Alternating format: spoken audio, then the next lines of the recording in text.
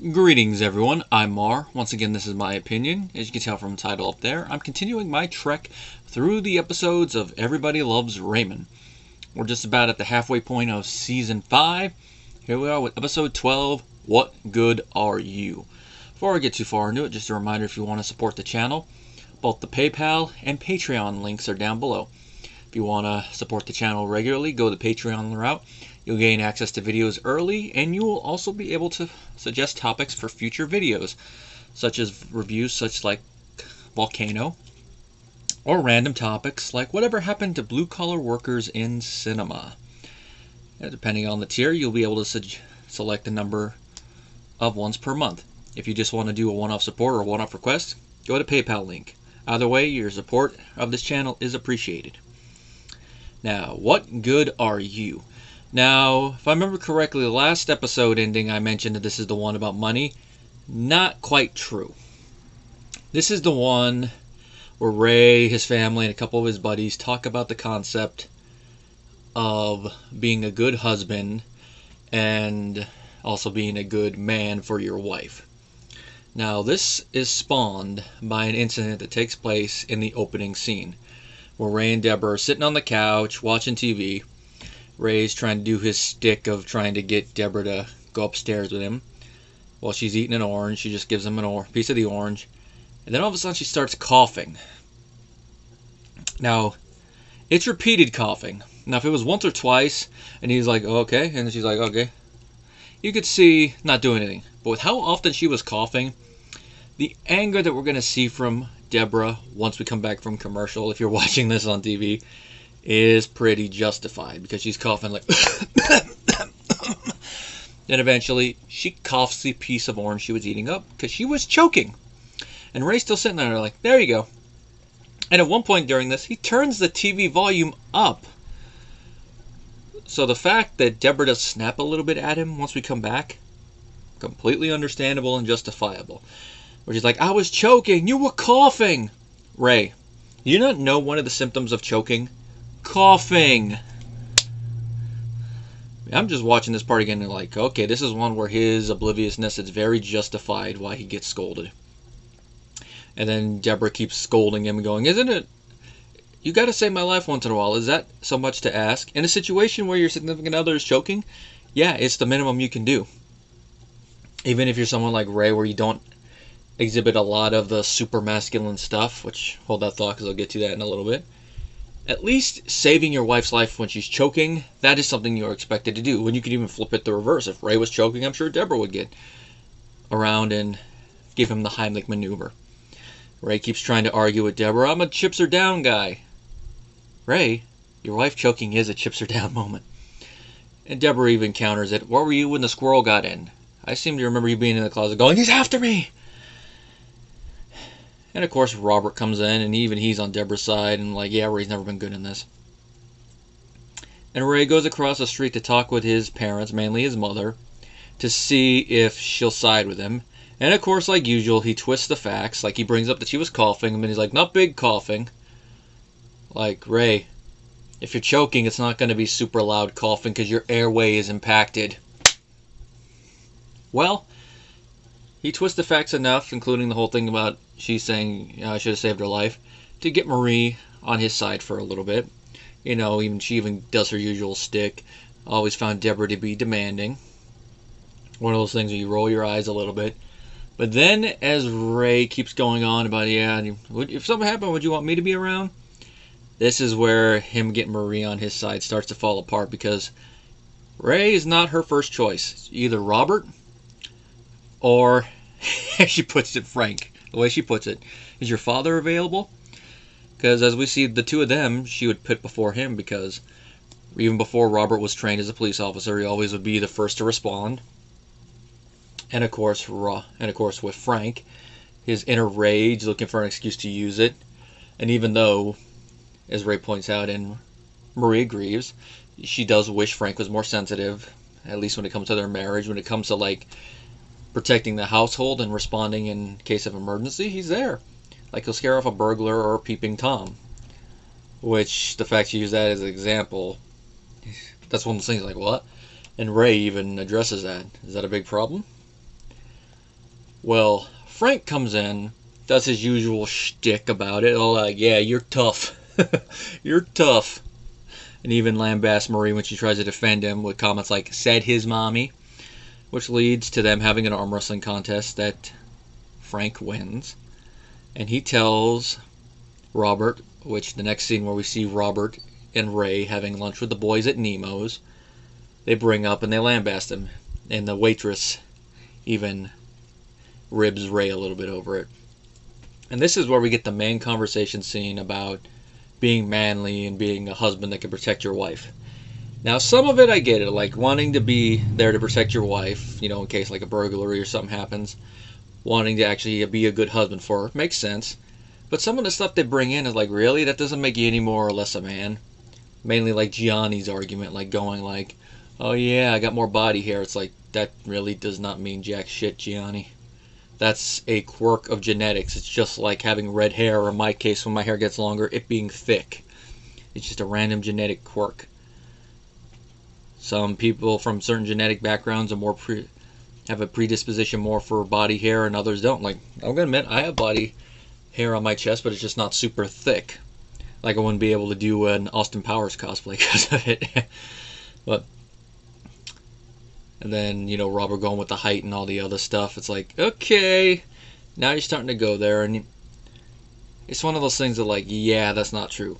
And the episode doesn't touch on it because it was produced in the early 2000s. But that's where, from a more modern lens, you could look at their conversation going a little bit in, like, very, very subtly touching on toxic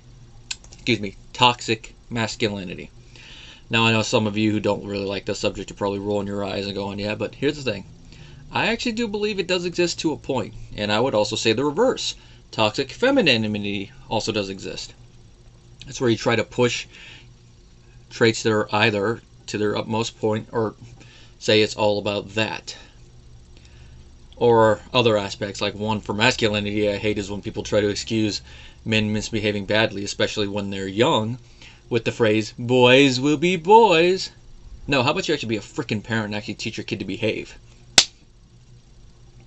And of course, other stuff would be like men's work, woman's work.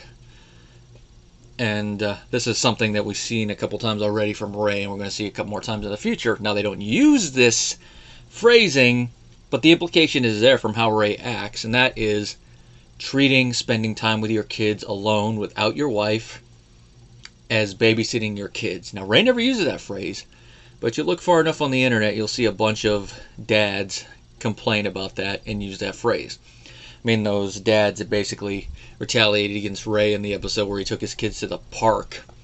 Those would be the kind of ones that seem to would use the phrase babysitting their kids. Here's the thing. They're your kids. You're not babysitting them. You're spending time with them. Being a parent. You help bring them into this world by giving the mother your genetic material, so at least act like a parent. But in the case of this one, the whole toxic masculinity thing is, oh, you gotta have body hair, that makes you a real man. Oh no, you gotta be tall, that makes you a real man. Like, nah, those are genetic quirks. Now, they do bring in a little bit of sensitivity, which you do gotta be sensitive to a point. Makes sense. I mean, like we've seen throughout this show, I mean, the main female characters would like their significant others to be a little bit sensitive. And as we're going to find out, Debra does like the fact that Ray is a little sensitive, but what she wants is him to be more attentive and actually react and not just sit there. That's her complaint. She wants him to be a little bit more manly, but not to the point where it just becomes his whole personality, and he just tries to like, oh, this is what a real man would do. That type of behavior. Which, he kind of does go a little bit into it in the last act, which is the joke. And it starts to turn Debra off, and she's like running around, and he's trying to take stuff to the extreme. Like when she mentions that she thinks she forgot her ketchup there. He's like, those sons of bitches, I'm going to go down there. Which, that one stands out because that's not really in Ray's personality to want to be confrontational like that.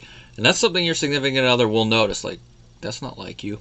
Or when she gets a splinter, him trying to pull it out. That's where it really gets extreme, which is part of the humor of that whole scene. Now, Ray does make a good point. Skip back a bit. in the scene where he's talking with the boys that he's the only one of the four of them that actually isn't in a relationship. With Gianni, with his whole thing with the body hair and how we see him talk and all that, we can see why. Which, hold that thought, because I believe it's going to be sometime next season it's going to come up. But then as we see that go down, we'll see, yeah, that's why we see him single most of the time. Robert, we've already seen his issues, which will come up again too. And, dang it. Andy, okay, there, I lost his name there for a second. Andy, we see why he is, because he's basically like Ray, but worse when it comes to being super sensitive. But we see it can work. I mean, like, go pathetic. I mean, he had a significant other at one point. He just lost it since then. He also, like Ray, needs to be a little bit more manly, but not to the point where he gets to be like Gianni and it becomes his whole personality and it becomes off-putting.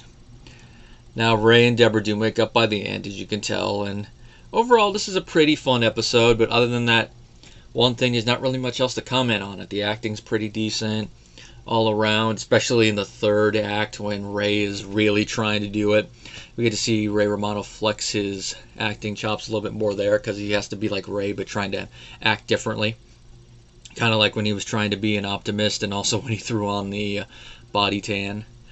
Patricia Heaton reacts well to it. The other characters, when they come in and out of the plot, react pretty well. And this is another Jennifer Crittenden, if I'm pronouncing that last name correctly, episode. So she writes them pretty well. A little bit of trivia. This is the first appearance of Nemo since the passing of Joseph V. Perry. And he's played by Robert Ruth here, who Ruth also passed away a couple years ago in 2018. So both Nemos are no longer with us. Now, this is a recasting I kind of noticed when I was watching these episodes in syndication. Like I said, I didn't watch them in order, so it was one of those things like, huh? I don't remember if I saw this Nemo first or the other one. But this is the only episode that features Ruth's version of Nemo that I actually saw before I got the DVDs. His next appearance is not going to be, let's see, for a handful more episodes, because in my notes I got the next 3 episodes already lined up. And I know he's not in any of them, because the next episode is mainly on location, and then one after that is probably one of my favorite episodes of the season, and the one that I'm going to bring up the Emmys again, and the one after that is one with a couple deleted scenes, but it definitely doesn't involve Nemo. It involves a more fancier restaurant. Well, that's really all I have to say about What Good Are You? I mean, definitely one that you should watch, unless you don't want to see them tackling the whole masculinity thing, but it's kind of interesting to see the characters discuss it. This is probably one of those episodes that would be written a little bit differently nowadays, even though part of the audience would be like, if they leaned it too far in one direction. Now, the next episode, definitely one that would be written nowadays and not changed too much, given the whole subject matter, and that is Super Bowl. I only wish that I timed this better to where this episode went live the same day as the Super Bowl. Till next time, guys.